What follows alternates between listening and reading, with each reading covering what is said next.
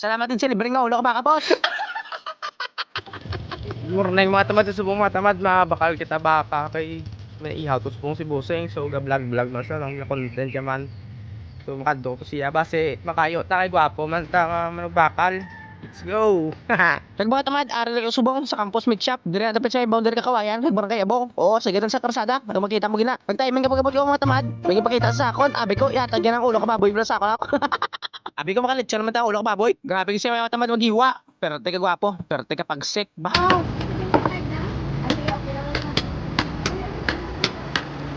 Ambalo guys, siya hindi na paghiwaon kinaro tatanang puli para may lechon bili tabla ko namin namin sin subungaga. Gara si boss baka gay WhatsApp pa pero teka namin sa lawas siya.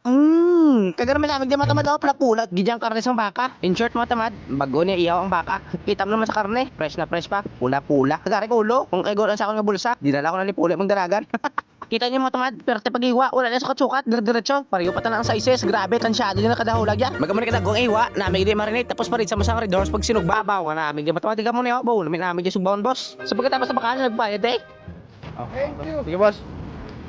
Bye. Sa mga tamad maluto ata. Let's go. Buhay na talaga yan sa oras pa mga tamad. Nakita niyo naman ako ng pagkatarosan, Grabe, kuha naman ang libas sa punta-punta pa. Swabe, maliguro ka ng daon kalibas mga tamad mo. Agluto na ako na pinakpat nga, nilaga. Nagapinabawal pag mga tamad no, ako na clothing, order na. Salamat paglantaw.